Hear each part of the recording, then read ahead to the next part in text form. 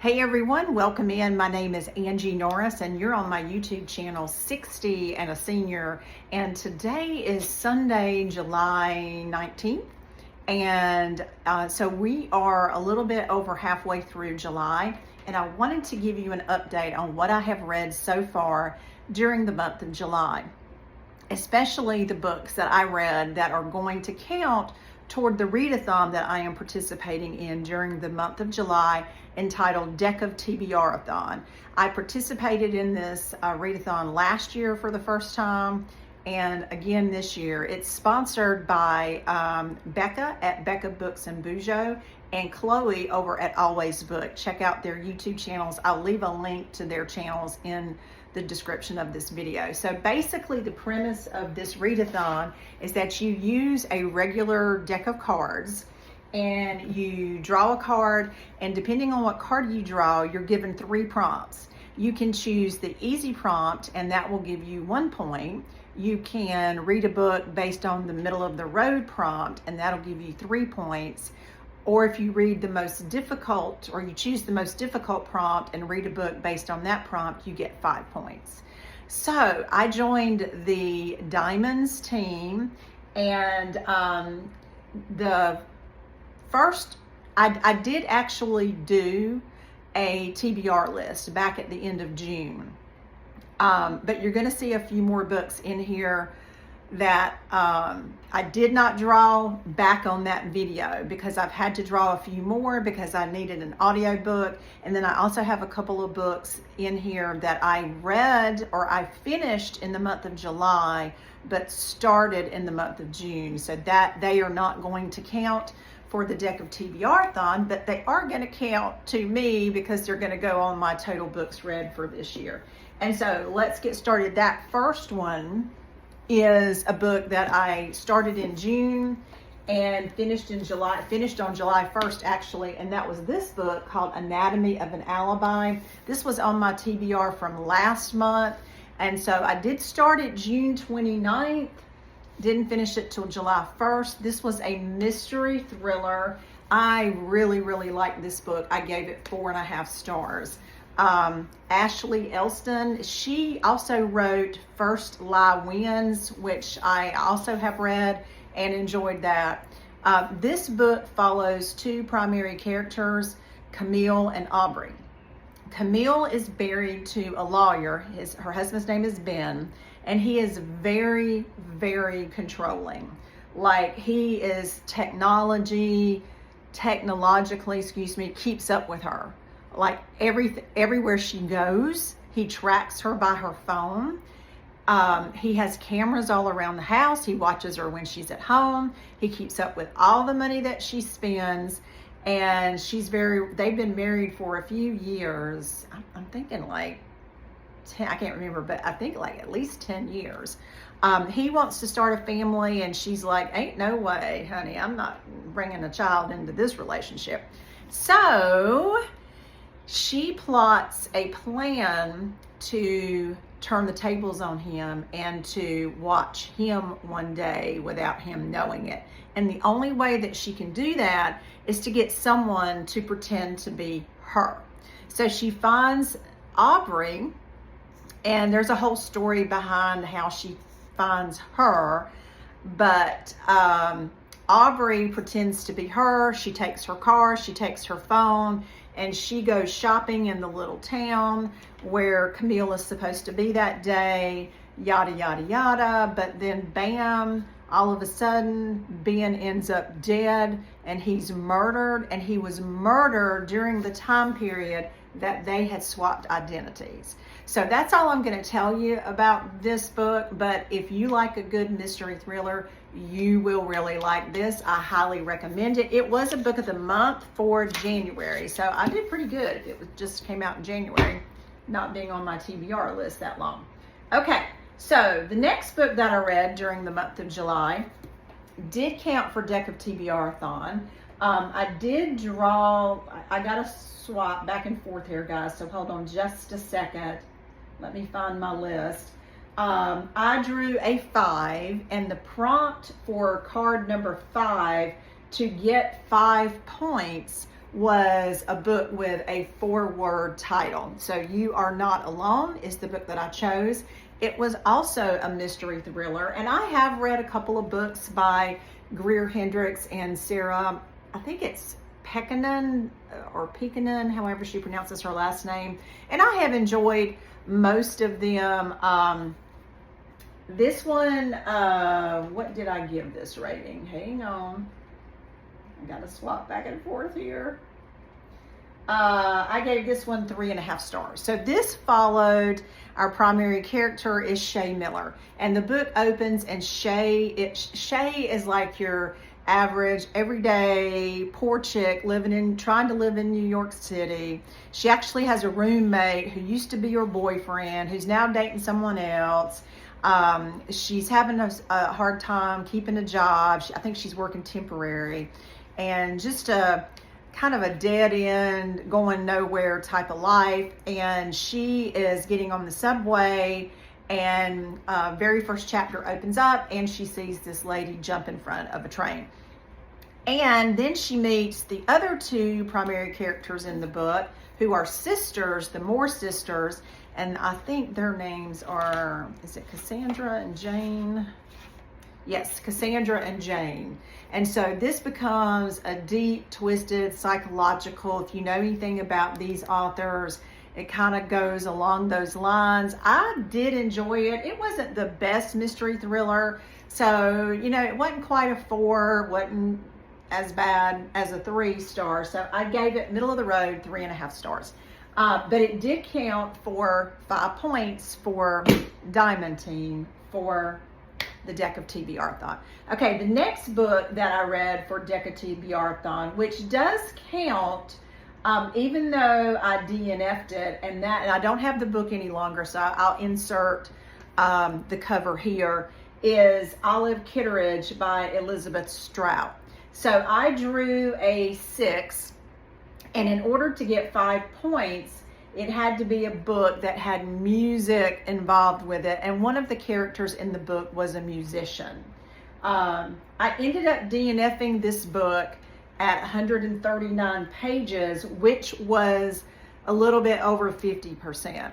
I knew that I was going to DNF the book at 30%, but I pushed through because I wanted it to be able to count for the Deck of TBRathon. And so I no longer have the book. I'm not even really sure what kind of book that it was classified. I actually had a friend that recommended this book to me based on the fact that she knows what I like to read. And I believe it's not a classic, but I mean, a lot of people love this book. I did not. It was just, it was a series of like different characters that all lived in this town, and somehow or another they all knew this character Olive Kitteridge, and it was just too disjointed for me. I did not like it. Knew I was going to DNF it, but I did manage to push through. Okay, next book was The Burning Side by Sarah DeMoss. Now, I had seen people all over BookTube, Book Talk, talking about The Bright Years, Sarah DeMoss' first bestseller. I have not read The Bright Years, but when this book was on the book of the, it's a book of the month. It was a book of the month choice for May. I thought, oh, okay, well, I haven't read the first book, The Bright Years, but people raved about her writing, so I thought, okay, I'll get it. So I did get it, I did read it, and unfortunately, I did not think it was that great. I drew a 3, and the prompt was your birthday. So for 1 point, if you you could read, let's see, what was it? I have to go back and look at the Deck of TBR, the prompts now. Anyway, the 5 points, to get the 5 points for drawing a 3, was you had to read a book that was published in the year you were born. Well, I was born in 1965, so I didn't have anything on my shelf. So this one gets me 3 points, and this was a book that had my birth, that was either published in my birth month or somehow was related to my birth month. My birth month is April, and so the primary character, or one of the primary characters in this book's name, was April. So that's why I chose it. I didn't love this book. Let me see what I ended up giving it. I gave it 3.5 stars. It was not the best book that I've ever read, but it wasn't the worst. So basically, it's called The Burning Side. It's about, Leo and April. They're a married couple, and their marriage is on the brink. He asked her for a divorce, and the night that he asked her for a divorce, their house catches on fire, and they're forced to go live with her parents because he doesn't know where his parents are. They abandoned him when he was a child. He was raised by his uncle and aunt, and then they kicked him out, or didn't kick him out, but he left there when he was 18. And so he doesn't really have a family. So their marriage is on the brink, and then they move in with her parents, and her mom and dad are in their late 50s, and she finds out that her dad has early onset Alzheimer's. Now, personally, I liked the mom and dad storyline better than I liked April and Leo. So this was not a favorite, but it did get me 3 points for Deck of TBRathon. All right, we need to speed this up a little bit. All right, the next one was The Calamity Club. And let me see. All right, so I needed an audiobook. So this was not in my TBR video that I did, but I needed an audiobook, and I drew a 2, and that was you had to pick a book based on criteria from another readathon. And there was, to get 5 points, you had to participate in the readathon, which was Big Book Summer. And that meant that you had to read a book that was over 400 pages. Well, I had one, The Calamity Club. Now, this book, I pre-ordered this book. This book was just released in May, and I pre-ordered this book because this was written by Catherine Stockett, and she wrote the book, The Help, which was made into a major motion picture. I loved the book, loved the movie, and I cannot believe that she had not written another book since 2009. But when I got this book, I had no idea it was this thick. So I believe this book was, I want to say, it was over 600 pages. It's hot up here. I'm upstairs in my spare bedroom, office. Yeah, it was, well, those are the acknowledgments. So the actual book was 634 pages. So even though I had the physical book, I needed an audio book, and believe it or not, this was available on Libby, and no wait. And I am just going to tell you that this is probably one of the best books that I have read this entire year. I loved this book. If you have not read it, you need to read it. Now, I personally would recommend the audiobook because, if you can't tell, I'm from the South. So this book is set in Mississippi in the 1930s, 1933, and it follows 2 primary characters, Bertie Calhoun and a young girl named, oh gosh, what was her name? Meg LaFleur. And Meg is, it opens up and she's in an orphan asylum. And then Bertie Calhoun is, I think she's like 25 or 26, something like that. Anyway, there's 2 different narrators for the audiobook, one for the little girl and one for Bertie Calhoun. And they have the Southern accent down pat. This book covers a very serious subject. So it covers the topic of eugenics, but it also has some prostitution in it. It's a historical fiction but it's comical as well. It's a very serious subject that it's talking about, but the book is very comical as well. Very, very well written. Do not let the size of it scare you off. I highly recommend that you read this. So this got me 5 points for reading The Calamity Club.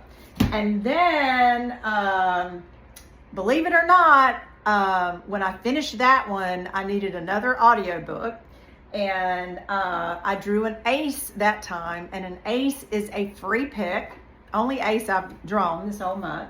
And so I was trying to find one that I already had on my shelf, that I had the physical book as well, and that was not a weight on Libby. So it was The Crash by Freida McFadden. And I've read several Freida McFadden books. Freida McFadden books are just basically popcorn thrillers, but I'm here for it because it is a great, just fast read. In fact, I'm trying to remember. Hold on. I started this book on July 15th and finished it on July 16th. I read it that fast. It was just, it's a, popcorn mystery thriller, psychological. So it's about a young woman named Tegan. I think she's like 23, 24 years old.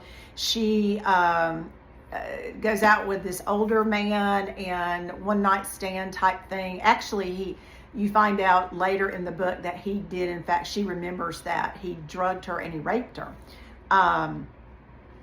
But she's pregnant and he's very rich and he wants her to sign this non-disclosure agreement. He's going to pay her all this money.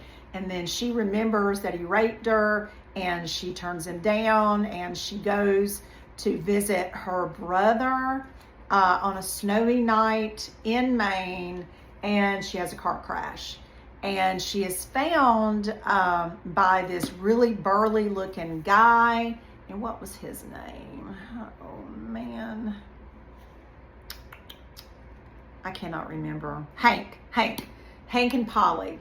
So Hank takes her back to his cabin where she meets his wife Polly, who used to be a nurse. And you kind of think that Hank is the bad guy. He's not. So anyway, I actually gave this one a 3.5 stars. Like I said, Freida McFadden, I have read her and I will continue to read her, but she's not a 4 or 5 star read. Some of hers, now The Housemaid was fantastic, but this one was not as good, so I gave it 3.5 stars. Now, I have read, that one got me 5 points. So I have read, I read one other book in July that I started in June and then did not finish until July. So it does not count for Deck of TBRathon. Oh, how I wished it did, because it was also a big book. And that was East of Eden by John Steinbeck. This was on my 26 and 2026 list because I wanted to read a couple of classics this year, a minimum of 2. And this was one, and this book had 601 pages. I actually started this book on June 1st, and I had it checked out on Libby. I listened to this one as well. And I had it checked out for 21 days, and it automatically went back on day 22 or whatever. And I wasn't really paying attention that it was going to go back because, quite honestly, this book drug. And so it was not one that I wanted to pick up all the time. So anyway, yeah, normally I finish books before it's time to return them to Libby, but this one was an automatic take back and I was at 86%. So I go to check it back out and there was a wait list for East of Eden. I couldn't believe that. And so it became available again on July 13th and I finished it on July 14th. I just buckled down and powered through it and finished it. This one was not my favorite. I did give it 3 stars just because it was a classic and John Steinbeck. But I've heard people say, "Oh, this was my favorite John Steinbeck book." I don't know why. I'm just saying. So far in the month of July, I have read 1, 2, 3, 4, 5. I finished 6, DNF'd 1. That still counts for Deck of TBRathon. I'm in the middle of 2 books right now, a physical book and a audio book. I should finish my physical book. No, not a physical book, a Kindle. I'm reading one on Kindle and one on audiobook. I should finish my Kindle book tonight, and I will start my last 2 physical books that I picked earlier in my TBR list, and that is Purple State and by Dana Perino, which is a rom-com, and then Year One by Nora Roberts, which is a dystopian. And then if I need another audiobook, which I should, I'll draw another card and we'll pick another audiobook. But July is going pretty good so far. So this is my Deck of TBRathon update. I'm going to tag Chloe and Becca, and I'll post this link in our Discord for any other person who might want to watch this video. So you guys, thanks for watching and have a great night.